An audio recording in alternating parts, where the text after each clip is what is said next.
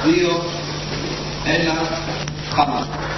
evening. It is very strong a feeling that so many times we are in another country, although we are in this country. Tonight we have the opportunity of really make a long travel in wisdom, in distance, in space, in our hearts, in truth. This is all the elements that are concentrated in the presence of a Holy Mother that we have invited here, and we're very grateful that we have you all the way from one of the oldest civilizations. You know, we are very proud that we are members of a very old civilization, and very rarely we realize how other old civilizations shine in other places in the world. So we do welcome you here, along with the truth you carry for us.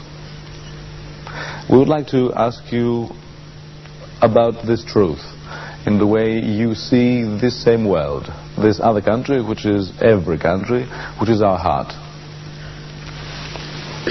We have to know one thing, what the truth is.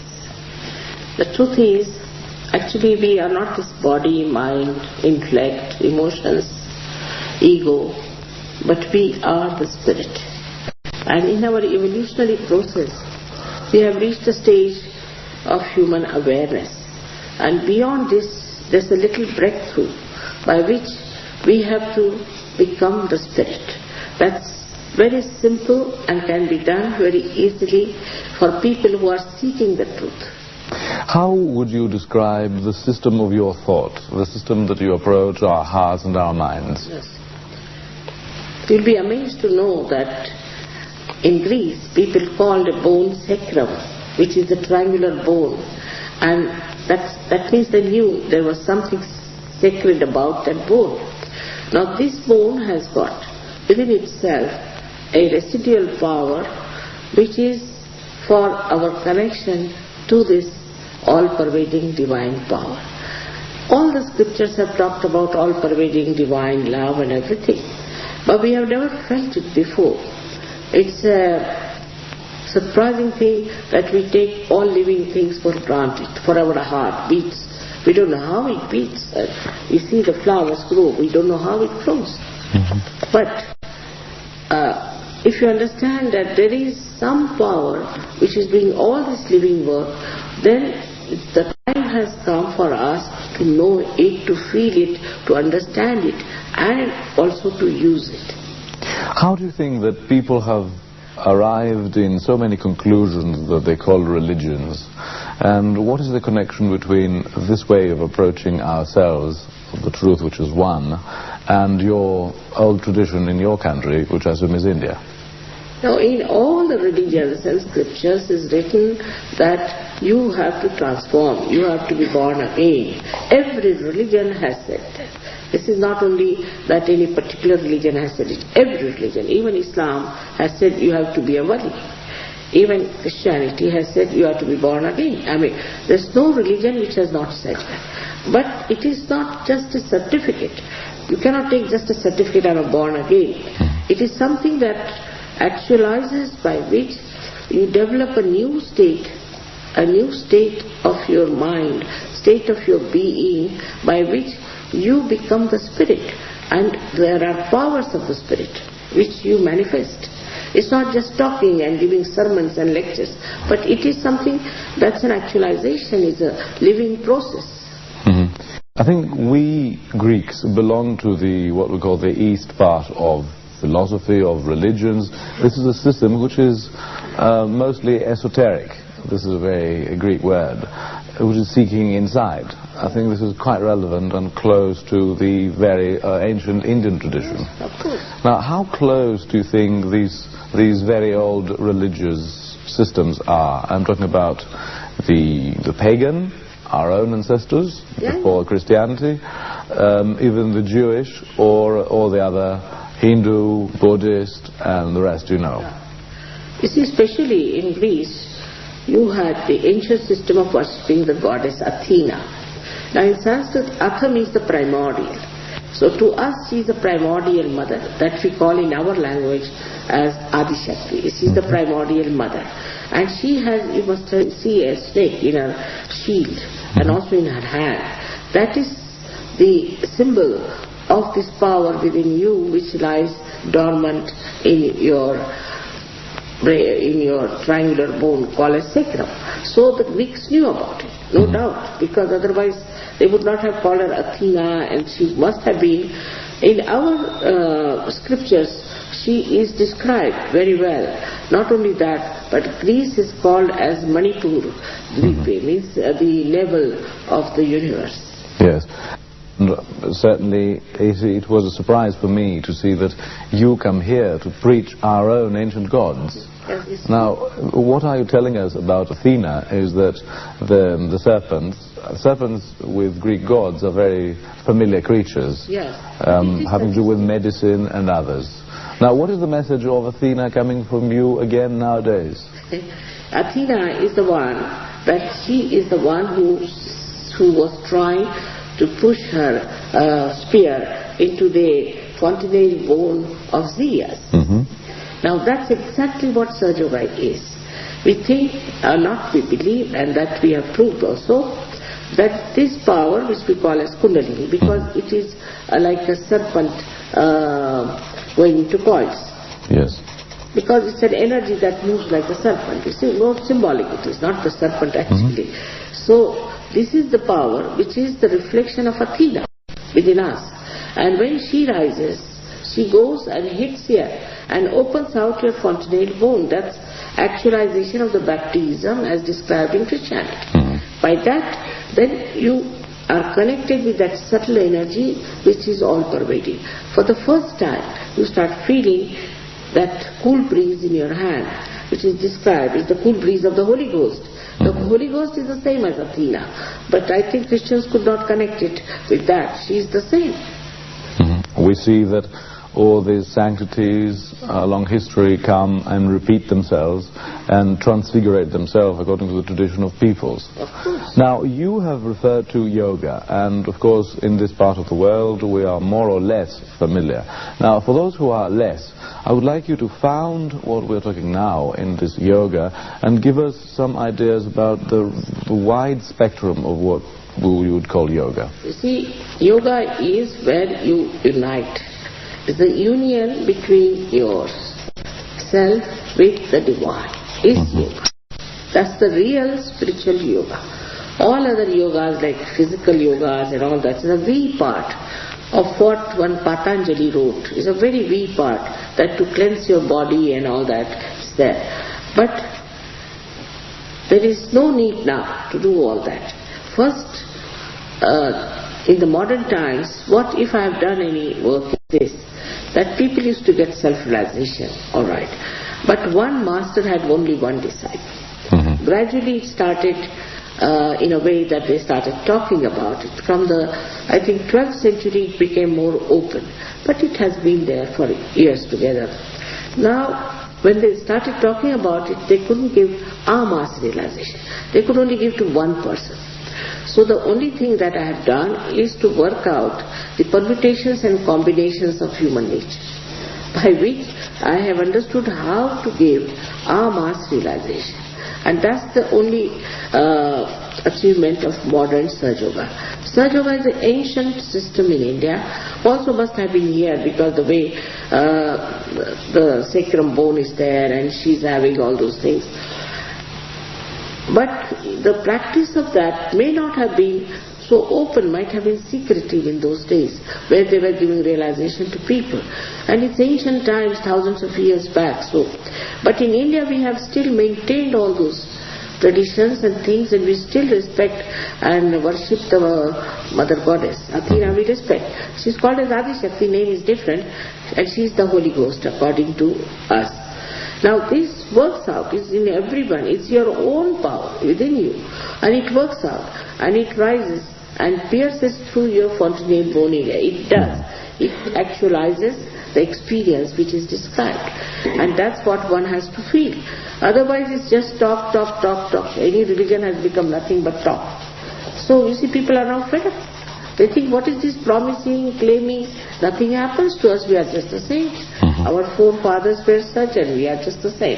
But now the time has come, it's a new age, as I say, to achieve that state.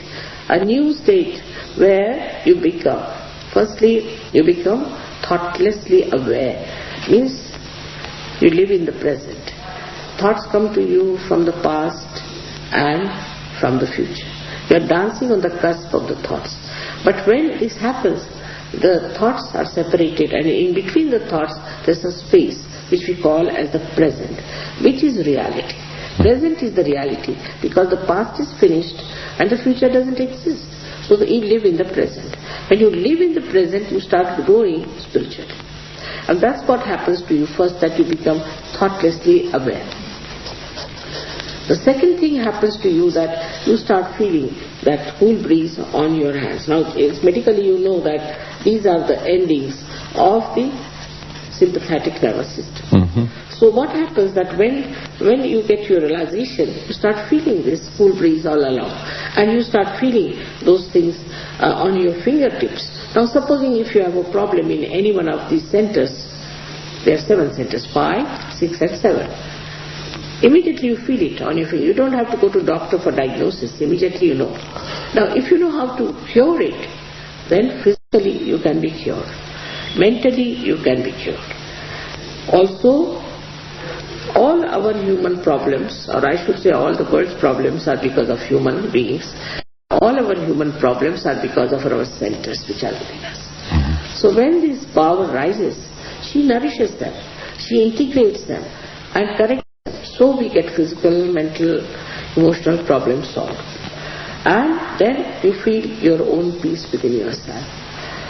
But the second thing that you achieve is a new awareness, which we call as collective consciousness.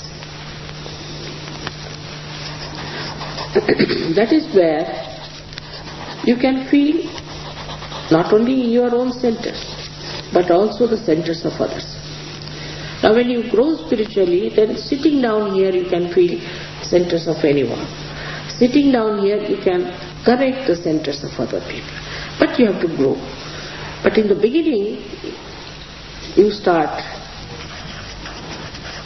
feeling the joy of your being. Because in your heart resides the spirit. And spirit is the source of joy.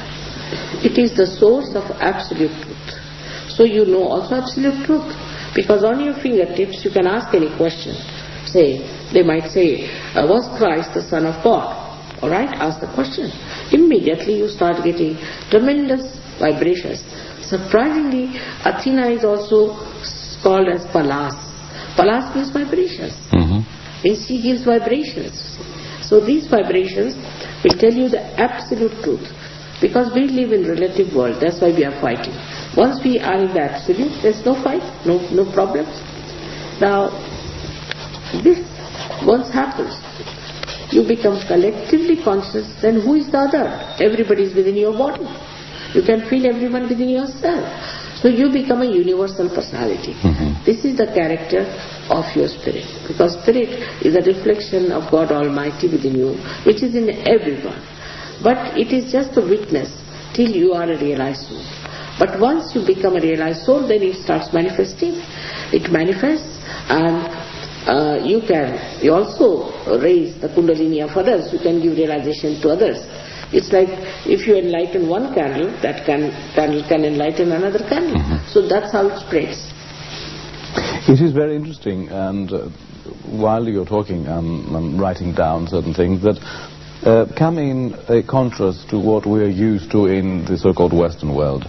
I'm wondering the split between body and mind that we suffer is something that you do not suffer of. And it is wonderful how people in the Far East, and of course their spirit, is not schizophrenic. How do you explain, and how can people come back together with their own either body or mind? Because now in this part of the world there is people who live for their bodies, or people who live for their minds. They are ignorant, that's why they are in darkness, you see. They think body is very important. But I know people who have very good bodies also come to me, say, Mother, give us peace, you see, give us joy. So nobody seems to be satisfied. So they are it's the other part which is missing. But with this, the whole thing gets integrated.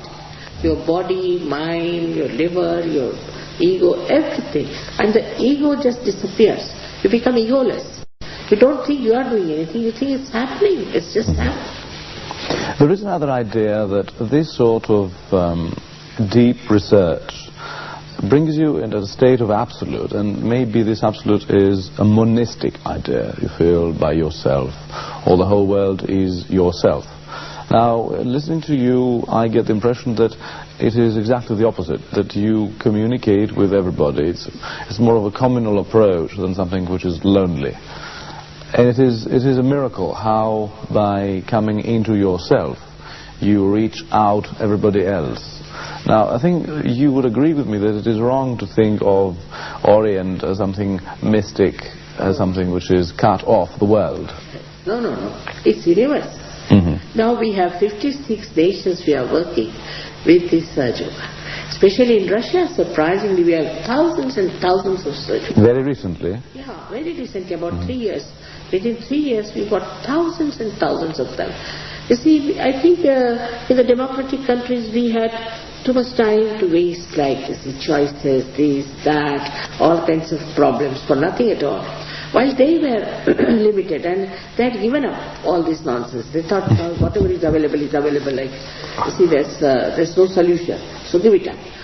And that's how they're very introspective, I think. So Russia and also Eastern Bloc people are in thousands who got realization. Also, of course, India, they know it, so we have in thousands also, I must admit that. But so many countries like Austria, Italy especially is now so fed up with all this going on in Italy that now they have taken to Surge Yoga very strongly, and all kinds of people are coming. So it is something that has to happen, was to happen, is already predicted, and is taking place. And tell me, we are referring to countries with a very strong tradition in religion. Say, Italy is a very strongly Catholic country. Russia has an Orthodox past. How about the very different systems like Africa or like the United States of America?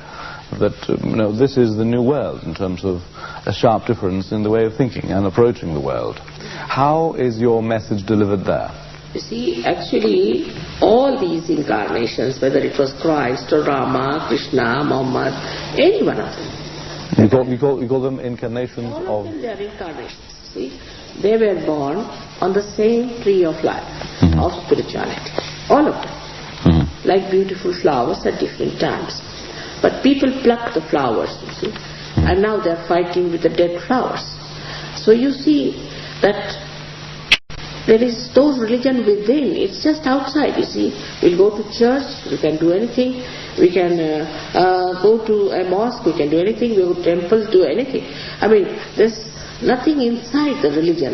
But with this, the inside religion is awakened and you become righteous. Really become an angel, I tell you. So tell me, you become an angel, but you still live in this world, and there is some things that we are used in referring when we talk about religions, and I'm wondering whether we could refer to this way of approaching truth and viewing the world as we already know, and I'm trying to refer to certain fixed ideas. Religions have ethics, and they have codes of living, codes of how you behave, how you make love, what is a sin, what is not a sin. Now, what is your approach in all these things? See, my approach is such that by all they have failed completely. Nobody does that. See, it's a fact. We should face. Actually, when it is within, then you become your own master. You yourself know. Like I would say an example. Supposing I'm holding a snake and there's darkness, I can't see. Now you tell me it's a snake. I will not accept. I'll say, no, it's not a snake. I'm holding a rope, supposing. But if there's little light, I'll immediately leave it. You don't have to tell me anything. In the same way, when you are enlightened, you see for yourself. We have seen people overnight giving up drugs. Overnight. Once they get realization, I don't have to tell them. They themselves do it because they have their own life, their own power. You see, it is very tempting the way that you approach the world, because it gives you no doubt that there is nothing in darkness. Now, let me take another phenomenon which is very old but very modern. We're talking about love and people matching with each other. There is two men that want to live together, and we call them homosexuals. What is the way you approach that? I think that's rather unnatural. Also, I've seen people who had this kind of problems. They came to me. They were possessed. A man was possessed by a woman. So he wanted to have a man, you see. But once the possession went away, he became very normal. Men are very easy. They take to married life very easily. Women, I think, if they are homosexuals, then they take some time to get all right. I don't know. Maybe emotionally they feel disturbed or whatever it is. But men are absolutely all right. How would you describe normal and natural? Normal person is that a man wants to marry a woman. It's not. In India, we cannot even conceive this. I've never known before this kind of happens. Do you think it hasn't happened, or we don't know of it? No, maybe in India they might be doing something, but we had never known anyone like that. When I was in the medical studies also, I never knew that. I'm sure that now that you go around the world. After coming to the West, then we discovered all this. Of course, it doesn't happen only among men, it happens among women as well. Yeah. But I think, you see, maybe some reasons. Also, I met one gentleman who was a guard of the Queen, and he became homosexual because his wife was very nasty. And she tortured him very much. So you think there is always an explanation, something bad happening? Yeah. So he thought that it's better to have a man, you see, no problems, no quarreling. That's how he became. But when he came to Sajoga, and he got completely transformed. He got a nice wife now. He's having children. He's very happy. So I think it is abnormal conditions and problems that people take to this sometimes. There are many reasons for that. But it can be corrected if they want to. If they don't want, you cannot force it. You cannot force self-realization on anyone. But you can accept them as people who try and to achieve purity. They change. Oh, can they remain unchanged in this aspect? So far we didn't have anyone like that. I see. Now, tell me about confession. It is something that we are familiar in Christianity. There is someone like, automatically when you hear about a Holy Mother, for instance, there comes a time that there is some hierarchy. Now, how is the hierarchy between mortals in... We don't have anything like that. You see, when they come to Sajoga, mostly the Christians, Catholics and all that, they send me such letters describing what all wrong they have done, this, that. I don't ever read it. I just burn it off. It's not important. You should return them. Yeah, it's no good. Because past is past, finished now. Forget it. Why? It's over. But how can they not repeat them if they're not aware that this is wrong, or there is something that they should pay attention? What happens that it's all a game of the ego. And conditioning. The ego goes on telling you did this wrong, you did that wrong, they feel guilty all the time. There's no need to feel guilty or anything. It just works out. See, you are human beings. After all, only human beings can commit mistakes. You're not gods. What is there to be so much angry with yourself for that? Just, you should know that you can become the spirit, which is a pure thing. Like we say that in the pond, you see. When you are in the pond, there can be worms and all sorts of things. But when you become the lotus, you are fragrant. You are above it. Nothing can spoil you. In the same way, you get that life, eternal life. So that is true, but who tells you whether you are right or wrong? You yourself. But I tell you, because you feel it yourself. That goodness within you, you feel it yourself. You mean that when you are right, you feel it? You feel it. Even when you're wrong, you feel it? Not normally. You see, right and wrong is a different concept.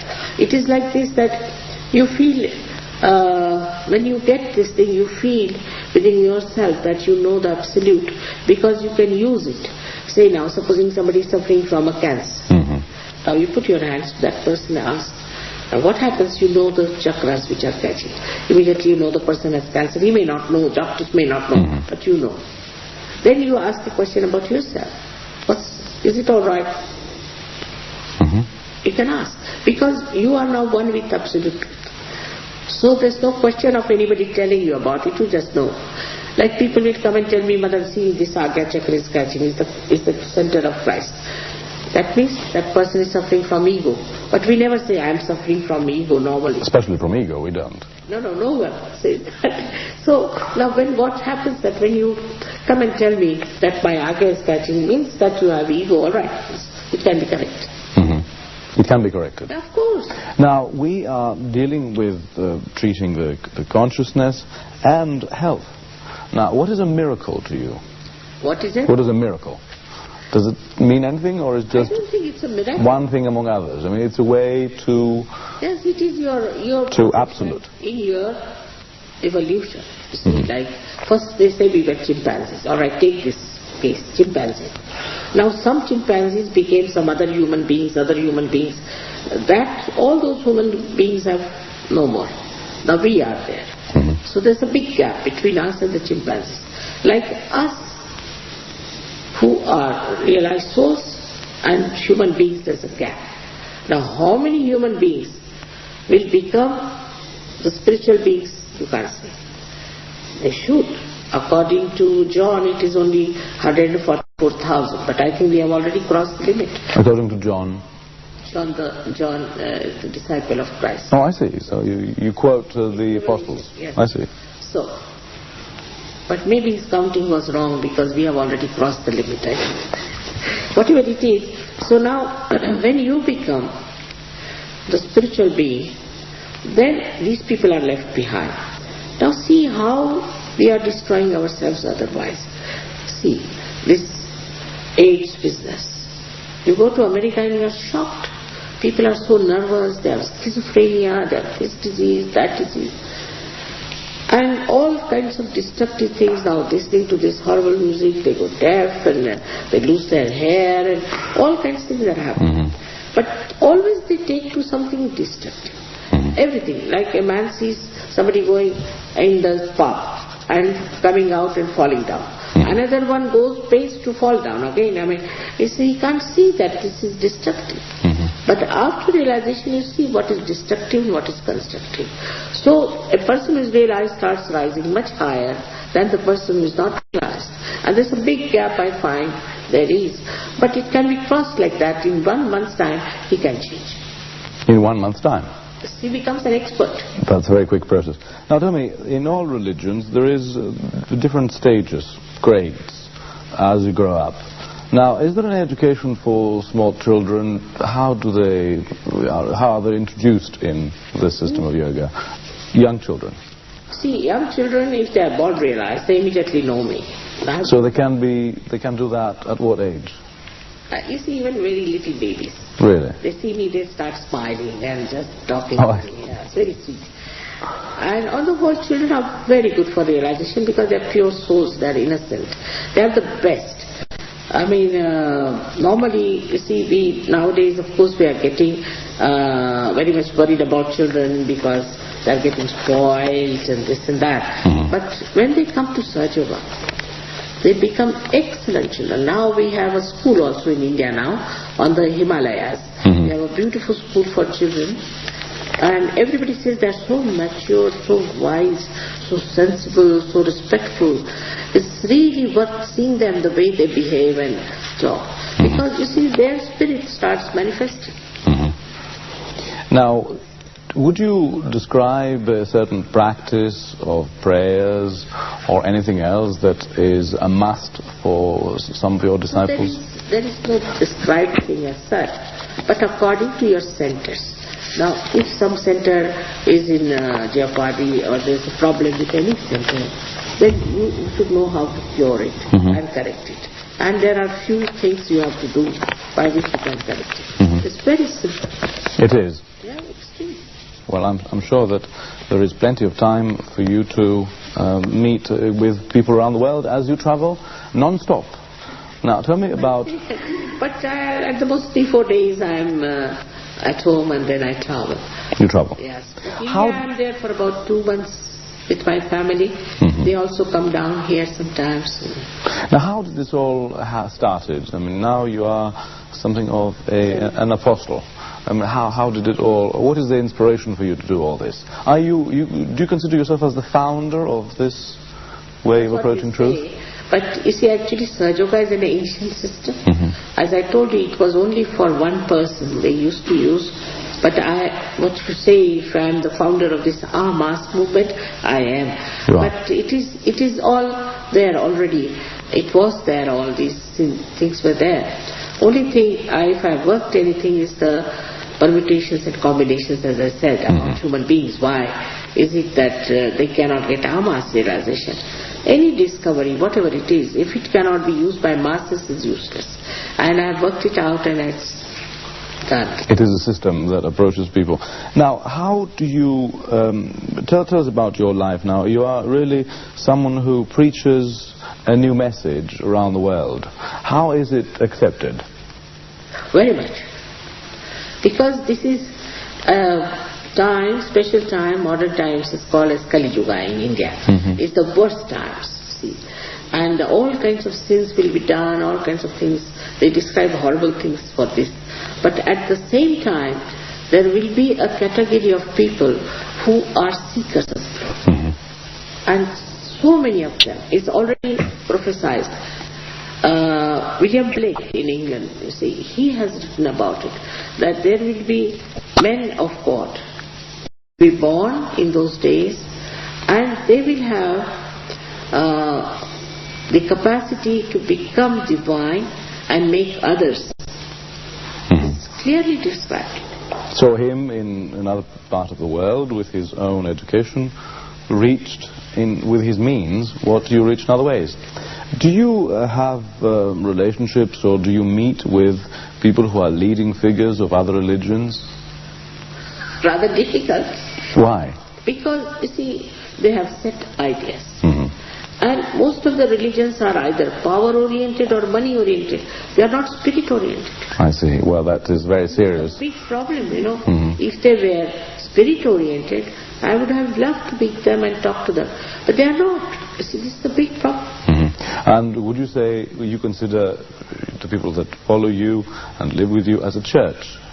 Same thing with I was born in a Christian family myself. I see. But then do you think it is as easy for a Christian as for anybody else to reach out and find this way? Christians abroad are all right, because they think that they have started now thinking that they have to have something more than the church. The church is not sufficient. Like they are now closing down all the churches everywhere. So there's something has to be found out. But Christians in some places like India are not like that. They are not seeking. They think that the Christians abroad are saintly people, you see. Also some of them believe that Christ was born in England. Can you believe that?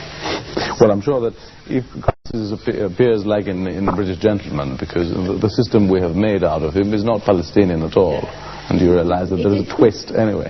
It is ignorance, complete ignorance about even Christ is there. But after Sajoga you realize who he was, what was his greatness. And really, I mean, you know what important work he has done. Without him, I could not have managed Sajoga. All of them are very necessary. And he is the last gate we have to open. And that's what he's done. But how contradictory we are. Like we say that he suffered for our sins. Still, why should we suffer now anymore? It's very contradictory that we should suffer for Christ. Why? You know, Father likes you to suffer. Why will he like you to suffer? So these sufferings and all these is not necessary.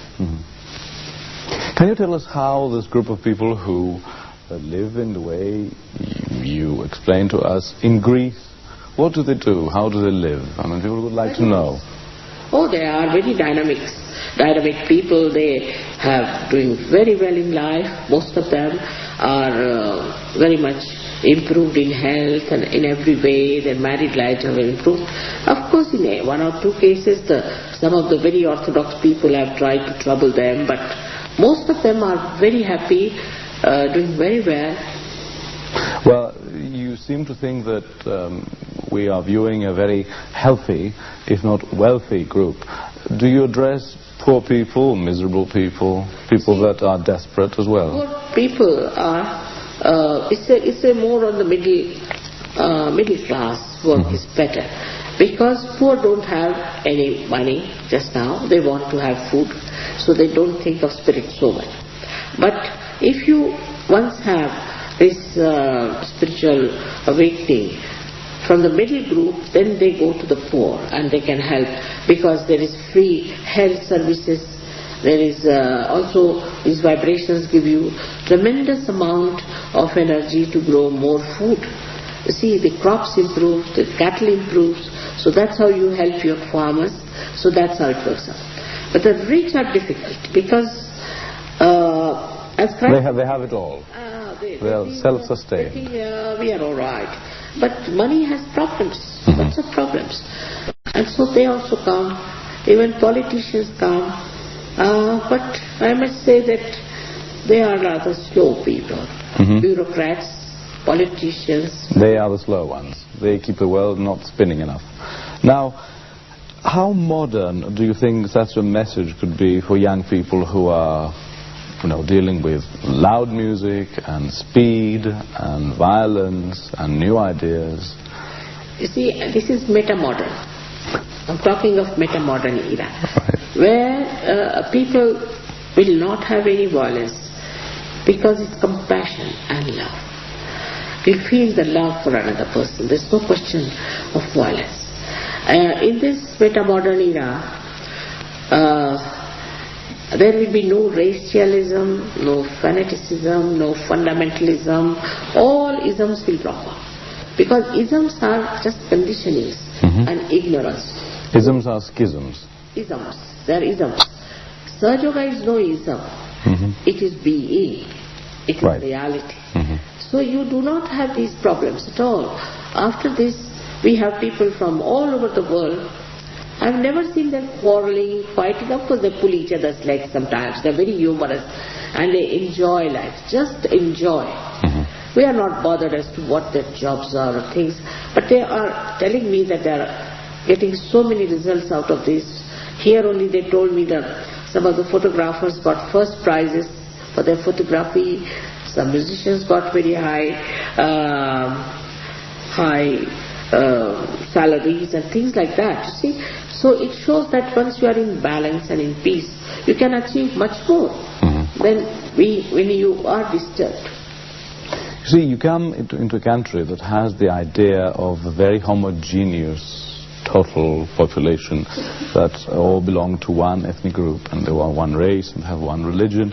And it is very useful for us in this country to realize that it is not so, that there is people who think in a different way, who approach the same truth and the same life in a very different way. Now, what will be your message when you will meet them tomorrow, apart from all that you have told us about? For the people here? Yes. You see, actually, they have to know their heritage. This is their heritage I'm talking about. You see, they cannot learn anything from these Western people. You have to teach them. You can, because your heritage is here. You are so traditionally bound people, but somehow it is lost. I don't know why it's lost. If you can come back to it, and the whole world can learn from you, no doubt. So it is so important, and it is such a great discovery. Once you discover what you are, you know how glorified you are, how great you are, and the whole self-esteem and everything comes within you, and you become a very eminent, dignified, and a very beautiful person.